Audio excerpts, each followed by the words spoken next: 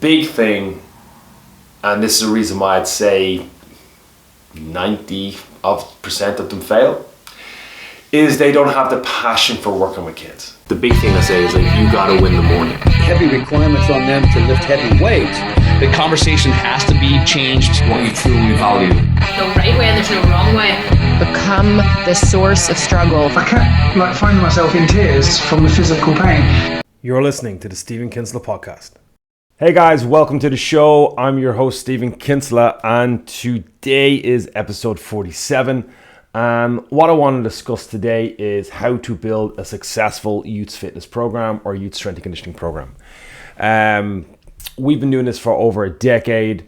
I'm going to give you a little background on how I got into it, and then the mistakes I've made, the mistakes you can avoid, and how to make it a successful and profitable program for your business. Because at the end of the day, if you are not trying to make a profit, as in like make a lifestyle or a living out of this, then it's a very hard slog, and it's harder than I think coaching adults.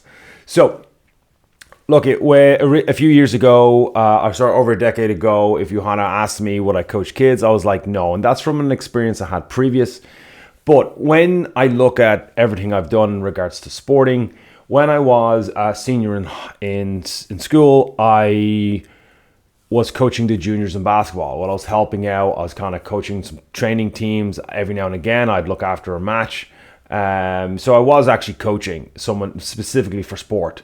And then when I came back from Australia, the job I worked in was in a gym pool. And a part of the job was that you had to become a swim coach. So I became a swim coach. The thing, what I only realized recently, because I didn't like coaching kids then. Well, I thought I didn't. But the problem was I didn't like coaching swimming. It wasn't that I didn't want to coach kids. I didn't want to coach swimming. So I had a negative kind of thought process or mindset when it came to coaching kids, but it wasn't actually working with youths. It was actually working with the swimming aspect, because swimming wasn't my thing. Then in 2010, I seen a seminar. A seminar was for working with kids. It was called CrossFit Kids. It's still around today. But back then it was run by the Brand X Method, which was Jeff and Mickey Martin. And for people that don't know these guys are some of the nicest human beings you'll ever meet, them and their family. But they started the CrossFit Kids program. They were doing kids fitness prior to the CrossFit program. And then they were asked to come on board and do that. And that's a whole other story. It's not my story. But I went over in 2010 to Carl Steadman's gym in Manchester, CrossFit 3D, which was a cool gym. If you were there back in the day, there was the Smack the Monkey image, and it was just a really cool shop. And Carl and Rachel were just really good hosts, really good people. And anytime, again, I've met him over the years, they're just really genuine people. And it's nice to meet people in the industry that are just 100% genuine. But on to the course. It was a 2-day course. We arrived on the Friday. We got to train and meet Jeff and Mickey. And then we spent 2 days, Saturdays and Sundays, learning from these guys. And the beauty of what this course was, it opened our eyes up to how important it is for kids to exercise, how important it is for kids to move weight, how important it is for kids not only physically, but cognitively, emotionally. The benefits of exercise on youths is huge, not only for sporting athletic development, it is just huge for general wellness. So I did that course. That was in 2010. Went home. I had kind of plans to kind of start a program, but no one was really buying in. The gym I worked in at the time wasn't buying into it, and I didn't actually get to open a kids program until 2014. So it was nearly 4 years, 3.5 years away from when I got the certification was when I got to start. And then when we opened FSM and we opened FSM Kids, we just started off with a kids program. It wasn't a teens program, it was just kids. And we started off, I think it was 2 to 3 kids. One was not paying and the other 2 were paying. And it was like that on a Saturday morning for about 6 months. Then we started getting some traction, and that's hard to coach just a couple of kids for 6 months. You're not making money out of it. There's no benefit. Like at that point, there was no real kind of financial benefit or It was just kind of, I believe that this is something that's needed, so I'm willing to put the time and effort into creating it and making it a success. Because you're not trying to market to kids, you're trying to market to parents, but then you also need the kids buy in as well. The kids have to want to be there, they have to enjoy it, you have to make it fun and energetic. And then if they buy in, then it grows. And after the 6 months, we started kind of a little kind of momentum, and we start building up the program. And eventually we got to about, I think it was like 15 to 16 kids on a Saturday morning. The age ranges were from 5 to 12. I'll talk about age ranges as well. Then obviously we had grown to the point where we needed to split the age ranges. The reason being is that because of the maturity level of the kids, we went from 5s to 7s and then from 8s to 12s on a Saturday morning. And just over the course of years, that started to grow. And we ended up getting to the point where we needed a weekday class, and then it was another one, and then another one. We only ever moved to a new class when we had maxed out our class. I still think that is probably one of the best ways to do it, because you're growing, you're only adding a class because of demand. You're not throwing on a full program. And again, I'll talk into that in a little bit. Then we started our teens program. This teens program, in all fairness, was a very slow burner. We always had some teens, but we didn't have loads of teens. And then eventually what was happening and how that grew is that our kids were getting old enough to graduate to teens, and then our teens program started working. So over the course of a decade, we grew into the largest youth program in Europe, to be honest, in Europe. Not coaching teams, but coaching just general people, having memberships, and growing that aspect of the gym. So yeah, we've the largest program. We've done pretty much every search you can possibly do for youth fitness. There's not many of them out there, but we've definitely done them. But when it comes to growing a program, it is possible to do. You just got to take your time. Now, we made a lot of bad decisions in regards to our program that kind of stalled our growth on our marketing and how we did it. And what I'm going to do today is I'm going to break all that down and help you, if you're thinking about opening a kids program, what to do. So first and foremost, you want to look at your education. So you want to look at your education, but mainly there is one thing that is more important. But I'll talk about mumbling words. What I'll do is I'll talk about that at the very end. Okay, so the main thing that you need to run a successful kids program, I will mention that at the end. But firstly, you got to look at your education. Where are you getting educated? Now, I'm going to label off a few. So you got like the Brand X method. Okay, that's Jeff and Mickey, the original creators of CrossFit Kids. They are the world leaders in education for youth coaches. I cannot recommend them. I don't make money off recommending these guys, but I cannot recommend them enough. And the reason being is because they have so much history, so much work put in, research. They've worked with some of the best minds to develop these systems that they have, the programming. They know what works. They know how to create great athletes. They know how to create just good human beings. And they've had more success stories than I can imagine. So the Brand X method they used to have just their 2-day certification. Then they had the Strong certification. I can't really remember the name of that. I don't think they do it anymore, where they teach just the barbell for kids and teens. And then a few years back, they moved into what's called the PYCC, which is the Youth Professional Coaching Certificate, which is a lot more in depth. It is online, so it's easy to access, but it's a lot more in depth for you. And it just gives you a really, really deep understanding of the benefits of working with kids, what they can achieve, how to go about it, the type of coach you need to be. And it's not just a cookie cutter program or certification. It wants you to be successful, and it wants to make sure that you are a right fit, which is a big thing, because not all coaches should coach kids or teens.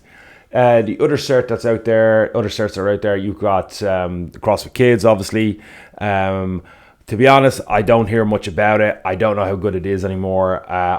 From last time I heard, it's pretty much still just copy and paste from what the Brand X did all those years ago. That doesn't mean it's a bad cert. It just means that it's probably fallen behind in regards to what is good for kids and what the evolution of education for kids is.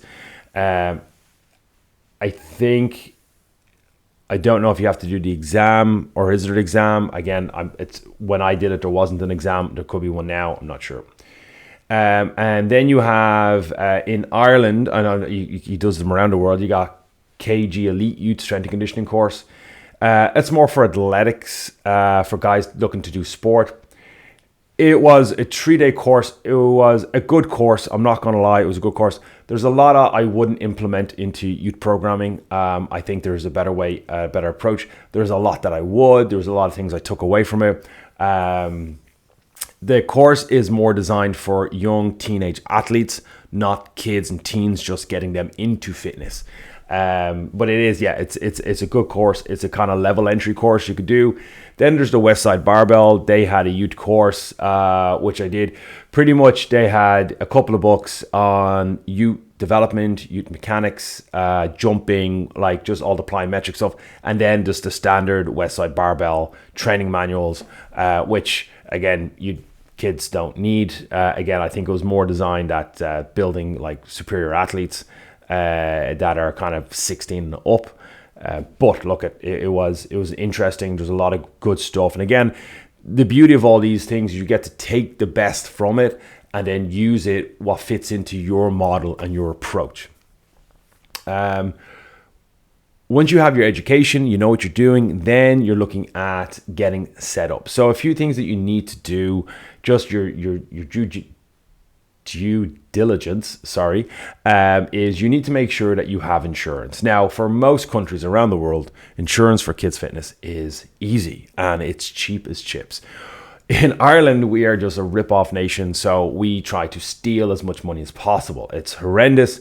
I know that the insurance has stopped a lot of people from operating a kids program, and I'm looking forward to the day where they actually cop on. So, and this is like kind of off the track here, but in this country, to get insured to let a kid use exercise is really, really hard, and it's very, very expensive. But you can then put two kids in a ring and let them kick the living shit out of each other, and they can get insured for like 300 quid a year because they put in the contract. We had issues because we had a kid on our website with a medicine ball that was 3 kilos, and we're like, oh, the weight's going to damage the child, so we can't insure for that. It is horrendous. It is just a really bad way, but it can be done. It can be done, and hopefully the market will, the English companies will come back in and get a lot of money from insuring kids' fitness, because the likelihood of a kid injuring themselves, if you're doing it right, like in any sport, if you're playing a contact sport like rugby or hockey or anything like that, the kids are going to get injured all the time. So with what we do, it doesn't happen. Well, I think you might get a cut or scrape because someone tripped. Then you got to understand that in Ireland you have to have Garda vetting. All your coaches have to be vetted, not just the coaches that work with not just the coaches that work with their kids. Anyone that's employed by the company needs to be vetted. We do that through Sport Ireland and Weightlifting Ireland. There is other companies you can just go straight through Garda vetting. They might be easier to work with.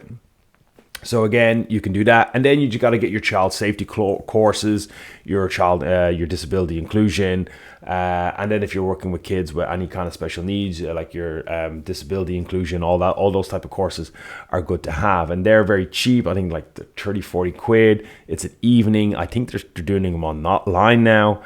And it's just good to have all of that, so you're more aware of kids that come into your facility and who you're working with. Then once you have all that, you can get started. So when you're getting started, right, so there's a few things, right? I wouldn't start the way I started. What I would have done, and what I suggest anyone else does now, is that if you're going to start a youth program, be it kids or teens, I definitely suggest that you get between 4 to 6 kids or teens, and you train them for about 6 to 8 weeks. And you train them how to squat, do the deadlift, do all the basic human movements. Then over those 6 weeks, you are then marketing for the next batch, next intake, the next induction of your program. The reason for this is that kids do a very similar thing. They fall in line very quickly in regards to what's going on in the room. So if you have, let's say, an influx of 10 kids on your first day of kids, and no one can do the movements, it's going to be very frustrating because all the kids are going to be all over the place and you're going to find it a little bit harder. But if you have 6 kids of those 10 kids that know how to move well, the other kids will fall in line. So they're what we'd call super coaches. And you can get them at the front of the room. You can go, hey, I want Jamie to demonstrate the air squat, and then Sophie's going to demonstrate the sumo deadlift, and the other kids will start following in line because it's monkey see, monkey do. And it works really well. And I know the people that have done it have said like it worked really well when I gave them that advice. I think that is probably the best approach to doing it. And when you're launching all new kids programs or team programs, get a couple of teens in and do it that way. With regards to your coaches, just make sure that your coaches are well presented. They're energetic. They have a good vibe about them. But also with the coaches, one of the rules that I have in place, and I think it's a must, it's a need, is that no coach should be allowed to turn up to your gym after the night before. If you get me, they shouldn't have alcohol on their body. If a coach at FSM was to ever turn up with alcohol on their system, and I found out, they would automatically be fired, because I don't think parents pay for their kids to be surrounded by someone smelling of alcohol. I don't care how much alcohol you had. It's not, it's a no-go. If you want to coach kids, you don't go out the night before. That is one of my big issues when it comes to coaches. Not that we've ever had an issue with that, but it's just something that I've always set in stone. Also, the times of what you're going to do, how many classes a week you're going to run, how many kids you want. Like I said before, it's ideally I would set up 1 to 2 classes per week and then grow that. When that's maxed out, then you can move on from that. How many kids you should have, it all depends on what type of service you want to provide. It doesn't necessarily, you could just have a small youth program and just run it very successfully, or you can have a very large youth program and the same, run it very successfully. It all depends. Just obviously the more kids you have, the more coaches you need, the more admin, the more everything that comes with that. When it comes to what you should you do it term-wise? Should you do 6-week courses? I know some people like the term thing, so when school's on, classes are on, that's fine. I don't think the 6-week or 8-week courses works. I think it's not a consistent model. I wouldn't recommend it. We personally do memberships. We just do memberships for the year. You sign up and you pay your membership, and that's the way we do it. Just like every other member that joins our gym, they pay a monthly fee. During the summer, we still run our kids program, and that's just the way it goes. We don't negotiate any other way or deal with it any other way. But again, you can try, and if it works for you, then better. I just think the 6-week courses thing it doesn't work long term, because then you're always trying to resell to that same client. Whereas a membership, you just know it's an automated system, and it's gonna it's getting one less stress off your plate when it comes to developing that. When it comes to programming, you got to understand that kids lift differently. They should do, and then our honest opinion, they should do a low bar back squat, they should do a sumo deadlift, and they should do a strict press. And they're the 3 main strength movements. We don't really do a lot of bench pressing with our kids. We don't introduce Olympic lifting. For a while, we really refine movement. And the reason for them is because they're more practical in regards to what we're doing. We do front squat, we do air squat, we do lunges, we do all the other stuff. But we want to teach them how to be strong. And that's, in our opinion, the best way to teach a child to be strong. And we're following on from the Brandeis method in what they've educated us on. With reps and sets, again, kids can't express true strength or true 1-rep maxes because they don't have the hormone profile, they don't have the muscular profile. So we do allow a child to move to a comfortable single lift, we call it. We don't call it 1-rep max, it's a single lift. They're not expressing true 1-rep max, so we don't worry too much about it. We do a lot more of like 6s and 8s and 10 reps, and just build volume and good movement into their technique, because when they're 14, 15, 16, then they'll start to be able to express that. And there's no need to put emphasis on a child lifting huge weight at such a young age. Not that there's actually anything wrong with that, or like anything bad's going to happen to a child. If they're moving well, it's actually all good, but we don't need to put that much pressure on them. And then when it comes to kids, you got to look at like introducing all different types of skills, like rolling, tumbling, jumping, hanging, climbing, crawling, all of those things.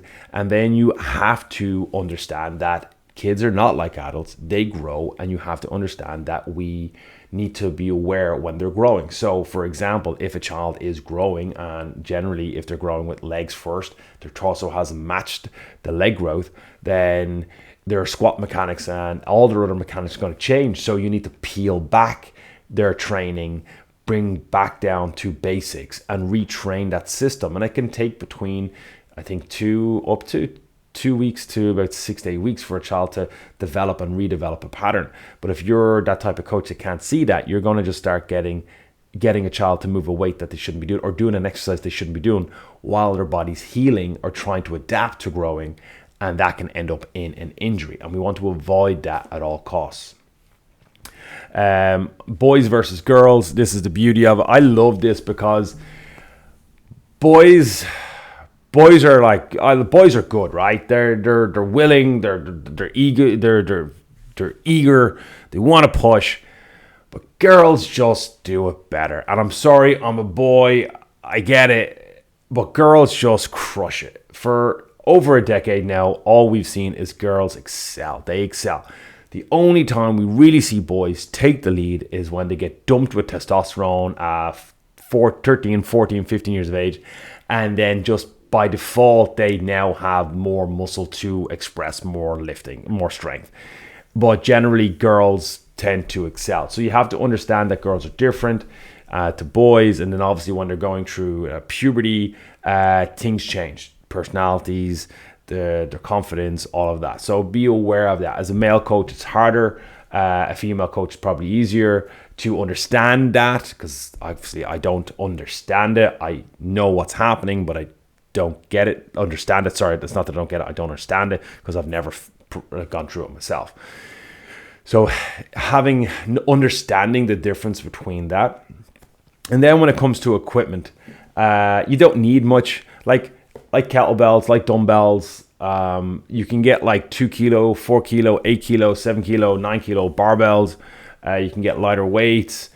So you don't need to reinvent the wheel, and you don't need a whole program of equipment that can, so you can design the best of the best.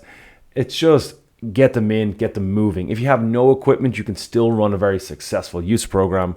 It's just how you approach it. Again, if you had a slam ball and a kettlebell, could you design a program to help someone get better? Of course you can. Well, if you're a good coach, of course you can.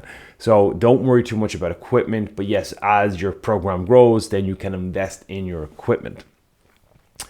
The best approach to starting, I would say, like I said, is get the kids in for 6 weeks, 6 to 8 weeks, train them up, and then then open the program 8 weeks from the day you start training the kind of bunch of kids. Don't rely on so if you run a gym, don't rely on your adult members. Because they have kids, they'll send their kids. No, they will not.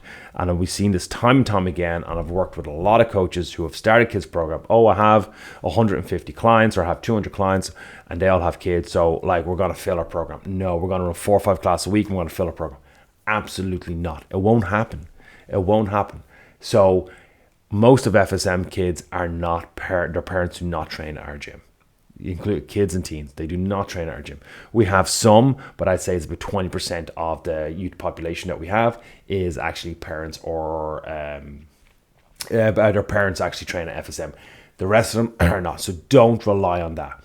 Do not set up a private or a separate social media page until you have good traction and good content to put on it. So with FSM, we kept our kids on our FSM profile for, I think, the first 3-4 years, and then we moved to an FSM youth profile because we had enough kids in the program, we had enough content to help create a page. Our page on Instagram is doing really well. Our page on Facebook only has a couple of hundred followers, but it's growing the right. We are able to separate, but comes with that, then you've got 2 social media profiles that you got to manage, which can be a bit annoying. But if it's growing, it's worth it. And then I would say, I'm just reading this, sorry, I have notes. Age groups, definitely. I've done the 4-year-olds, 5-year-olds, 6-year-olds. In regards to coaching, I would not coach 4-year-olds or 5-year-olds anymore. I would be very hard pushed to coach a 6-year-old. It's not my thing. If we have a coach, and we used to have coaches that would do that, they just gravitate towards those kids more. So yeah, that's cool. For me, it wasn't. So for 7, we coach from 7 up, 7 to 12, and then it's a teen. So anything above 12, again, with the exception to some 12-year-olds, we might let them go into teens early. But yeah, that's our age brackets when we coach. We find that works for us. We know other people do something different, and that's absolutely fine. The last thing on all of this is to set up a successful, and here's the kicker, and this is what I think in the last 2 years, I've spoken to about 50 different gym owners in regards to setting up a youth program. The big thing, and this is the reason why I'd say 90% of them fail, is they don't have the passion for working with kids. They don't want to work with kids. They see an hour in their day and like, we'll throw some kids in here, we'll make some money. The owner of your business, if you are the owner, you should be passionate about helping youths, working with kids, working with teens.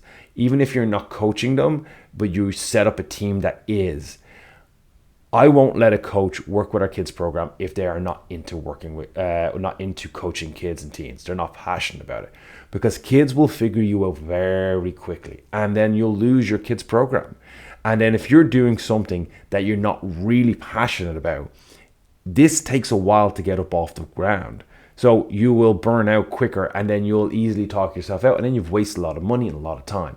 If you have spare time, but you don't want to coach kids and you're thinking coach kids could be cool, just put adults in there instead. If you are passionate about working with kids and you want to help build, like me, build a stronger generation, kids that are physically stronger, they just exercise because it's fun. They can run 5Ks, they can lift weight, they can climb, they can do hikes, they don't give out about stuff like that. And they're mentally, physically stronger. They can go to school, they're more alert, they're more focused, they don't have weight problems, they're able to just be amazing youths, and we can actually create a whole new generation of kids. Then do it. Do it. Create a kids program, help parents understand, help parents help their kids, and be fitter.